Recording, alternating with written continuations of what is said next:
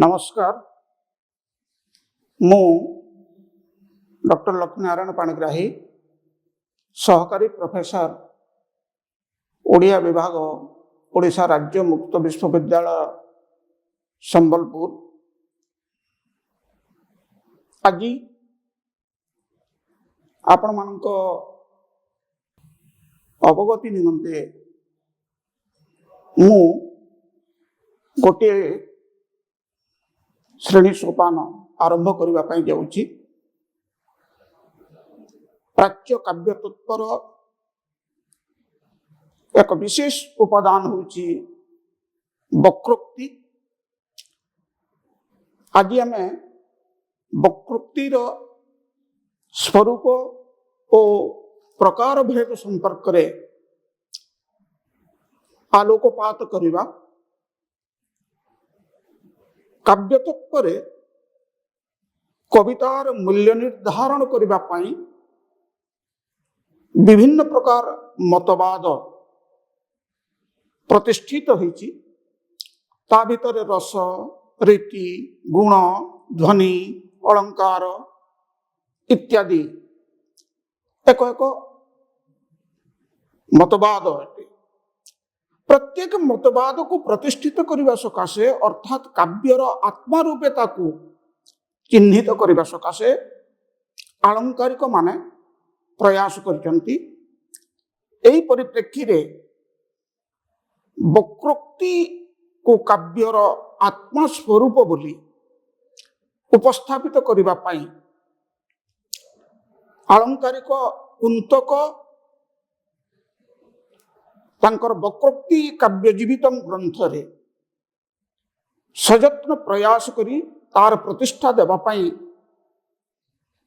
से इच्छा प्रकाश करिसंती। जदिओ काव्य रे वक्रोक्तिर स्वरूप को पूर्वाचार्य माने गुरुत्व दे आसीथिले, ताकू एक विधिबद्ध धारा देइतिले कुंतक। वक्रोक्ति जीवितम रे यह विकसित और व्यवस्थित हला। काव्यर रचनात्मकता और अभिव्यक्ति को गुरुत्व दिया गला।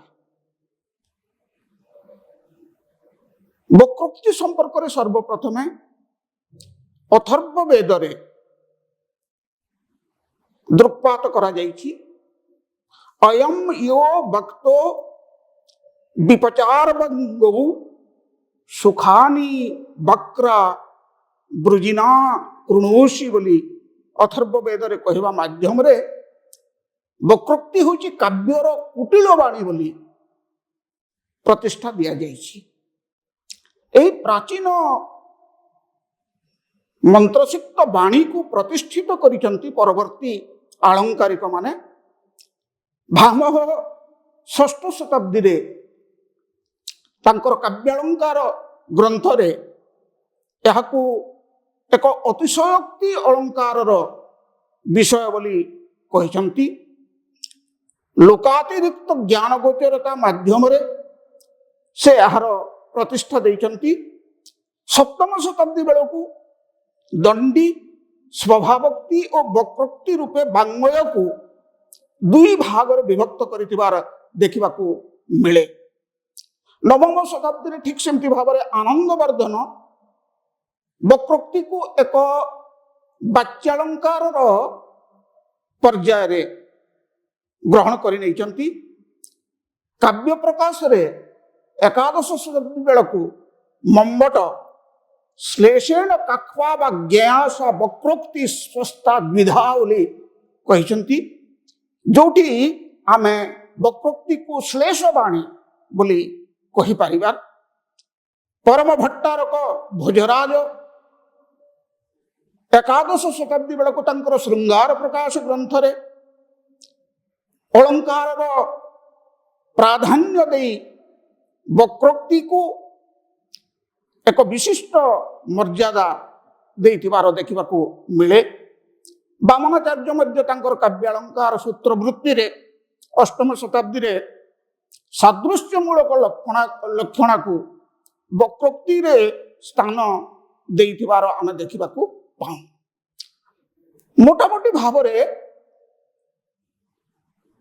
ବକ୍ରୋକ୍ତି ଏକ ବାଦ, ଏକ ତତ୍ତ୍ୱ ବୋଲି ଯଦିଓ ଆମେ ଏଠି ବିଚାର କରୁଛୁ, କବିତାରେ ଏହା ଶକ୍ତି ବିଗ୍ରହଧାରୀ ଏକ ବିଶେଷ ରୂପ ବୋଲି ଆମକୁ ଗ୍ରହଣ କରିବାକୁ ପଡ଼ିବ।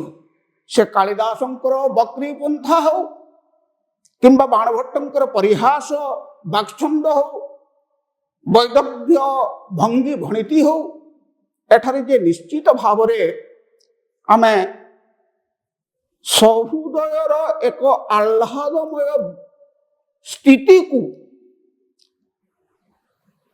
ପହଞ୍ଚେଇବା ସକାଶେ କବି, ଲେଖକ, ନାଟ୍ୟକାର ବକ୍ରବାଣୀକୁ ହିଁ ଗୁରୁତ୍ୱ ଦେଇଛନ୍ତି। ଅର୍ଥାତ୍ କବିତାର ବକ୍ରତାରେ ହିଁ ପ୍ରକୃତ ଶକ୍ତି ସନ୍ନିହିତ ହୋଇ ରହିଛି। ଗଲି ଆଇଲି ଯାହା ଦେଖିଲି ତାହା ଲେଖିଲି ବୋଲି ଗୋଟେ କବିତା ଯଦି ପ୍ରଣୀତ ହୋଇଯିବ, ତାହେଲେ ତାକୁ ଯଥାର୍ଥ କବିତାର ମାନ୍ୟତା ମିଳିବ ନାହିଁ। ସରଳ ରୈଖିକତାରେ କୌଣସି କାବ୍ୟର ମୂଲ୍ୟାୟନ କେତେବେଳେ ମଧ୍ୟ ଯଥୋପଯୁକ୍ତ ଭାବରେ ହେଇପାରିବ ନାହିଁ। ତାକୁ ଏକ ଉଚ୍ଚାଙ୍ଗ କବିତା ବା ଉଚ୍ଚାଙ୍ଗ ଶବ୍ଦ ଶିଳ୍ପର ମାନ୍ୟତା ଆମେ କେତେବେଳେ ମଧ୍ୟ ଦେଇପାରିବା ନାହିଁ। ବରଂ ଯୋଉଠି ବଙ୍କିମା ଅଛି, ଯେମିତି ଭାବରେ ଆମେ ଶ୍ରୀକୃଷ୍ଣଙ୍କର ବାଙ୍କ ଚାହାଣୀ ଭିତରେ ଯେଉଁ ସୌନ୍ଦର୍ଯ୍ୟ ଦେଖୁ, ବାଙ୍କ ଅଧର ଭିତରେ, ତ୍ରିଭଙ୍ଗୀ ଠାଣି ଭିତରେ ଯେଉଁ ସୌନ୍ଦର୍ଯ୍ୟ ଲୁକ୍କାୟିତ ହୋଇ ରହିଥିବାର ଦେଖିବାକୁ ପାଉ, ସେଠାରେ ଯେଉଁ କଳାଜନ୍ୟ ଆନନ୍ଦ ପ୍ରଦାନର କ୍ଷମତା ରହିଥିବା ଆମେ ଉପଲବ୍ଧି କରୁ, ଭକ୍ତିଗତ ତାଦାତ୍ମ୍ୟ ଭାବଟିଏ ଯେମିତି ଭାବରେ ସୃଷ୍ଟି ହୁଏ, କବିତାରେ ମଧ୍ୟ ଠିକ୍ ସେମିତି ଭାବରେ କ୍ରୀଡ଼ାକଳାପ ବା ପରିହାସ କଳ୍ପିତ ବାଗଭଙ୍ଗୀ, ଯୋଉଟା ଅମରୁ ଶତକରେ ଅମରୁ କବି କହିଛନ୍ତି, ବା ବାଣଭଟ୍ଟରେ କାଦମ୍ବରୀ ଯାହାକୁ ବଚନ ବୈଦିଗ୍ଧ ବା କ୍ରୀଡ଼ାକଳାପ ବୋଲି କହିଛନ୍ତି, ବାଣୋଚ୍ଛିଷ୍ଟମ୍ ଜଗତ୍ ସର୍ବମ୍ ବୋଲି ସେଇଥିପାଇଁ କୁହାଯାଏ। ସେଇ ବାଣୋଚ୍ଛିଷ୍ଟମ୍ କାବ୍ୟ ଭିତରେ ଆମେ ବକ୍ରବାଣୀକୁ ଦେଖିବାକୁ ପାଇଥାଉ। କୁନ୍ତକ ତାଙ୍କର ବକ୍ରୋକ୍ତି କାବ୍ୟ ଜୀବିତମ୍ରେ ଏହାକୁ ପ୍ରଥାସିଦ୍ଧ କଲେ, ଏକ ଧାରାବାହିକ ମର୍ଯ୍ୟାଦା ତାକୁ ପ୍ରଦାନ କଲେ ଏବଂ ସେ ତାଙ୍କର ଏଇ ଗ୍ରନ୍ଥଟି ମାଧ୍ୟମରେ ଯୋଉଟାରେ ଆମେ ଚାରୋଟି ଉନ୍ମେଷ ଦେଖିବାକୁ ପାଉ।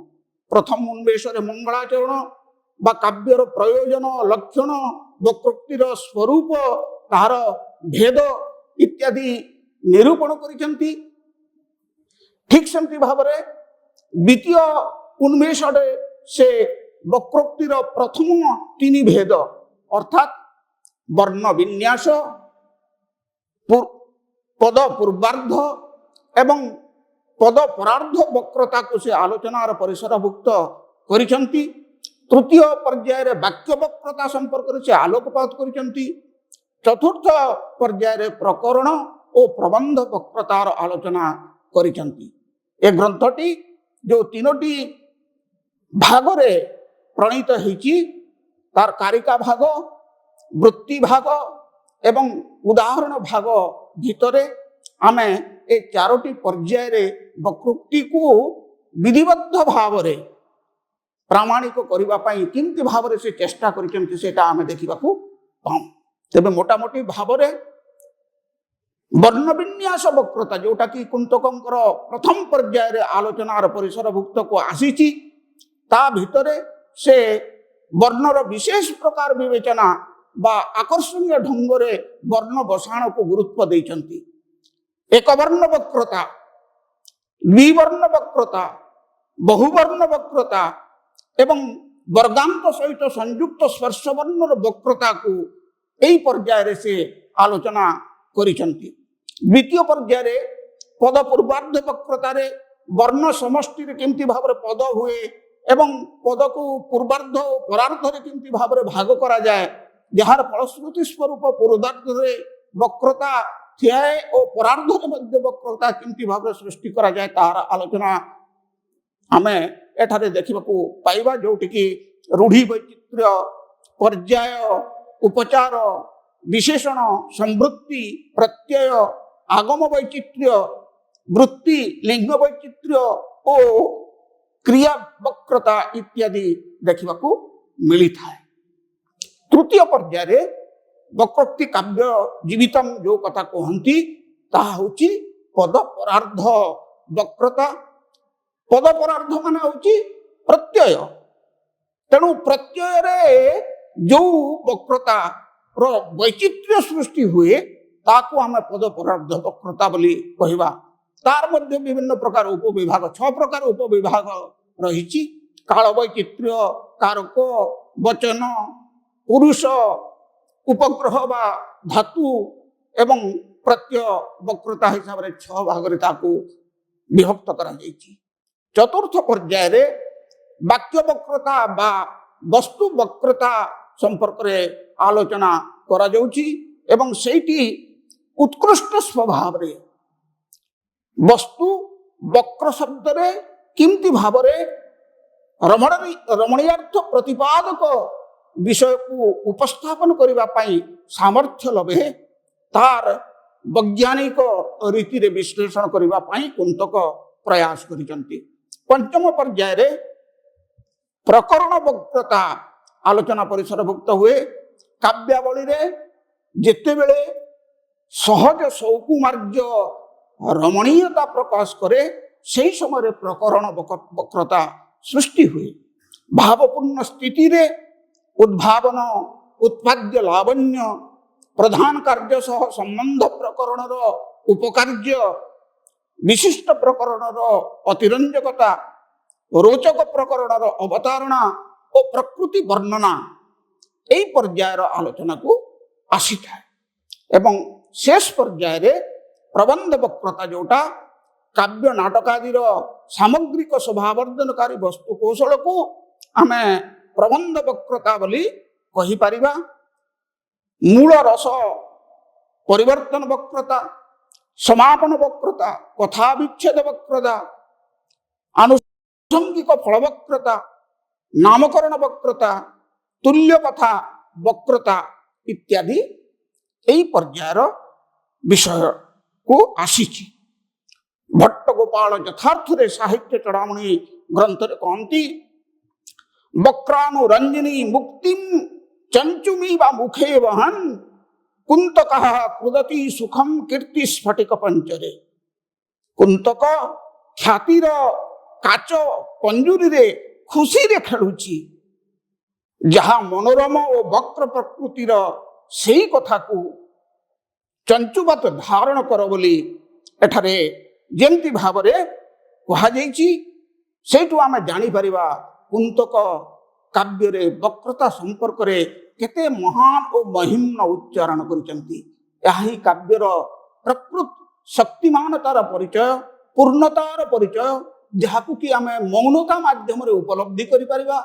ଏଇଟା ଆମେ ଆଲୋଚନା କରୁଛୁ ବ୍ୟାଖ୍ୟା ମାଧ୍ୟମରେ, ତର୍କ ମାଧ୍ୟମରେ, ତତ୍ଵ ମାଧ୍ୟମରେ ହୁଏତ ଗୋଟିଏ କଥାକୁ ତାର ପାଣ୍ଡିତ୍ୟପୂର୍ଣ୍ଣ ବିଶ୍ଳେଷଣ କରାଯାଇପାରେ, କିନ୍ତୁ କବିତା ପଢ଼ିଲା ବେଳେ ଯୋଉ ବକ୍ରତା ସୃଷ୍ଟି ହୁଏ ଏବଂ ସେ ବକ୍ରତାରୁ ଯୋଉ ଆନନ୍ଦ ମିଳେ ତାହାକୁ ହିଁ ରମଣୀୟାର୍ଥ ପ୍ରତିପାଦକ ବିଷୟ ବୋଲି କୁହାଯାଇପାରେ ଓ ସହୃଦୟ ଚିତ୍ତ ହ୍ଲାଦକ ବିଷୟ ବୋଲି ତାହା ପରିଗଣିତ ହେବ। ଏତିକିରେ ଆମର ଏହି ଆଲୋଚନାକୁ ସମାପ୍ତ କରିବା। ଧନ୍ୟବାଦ।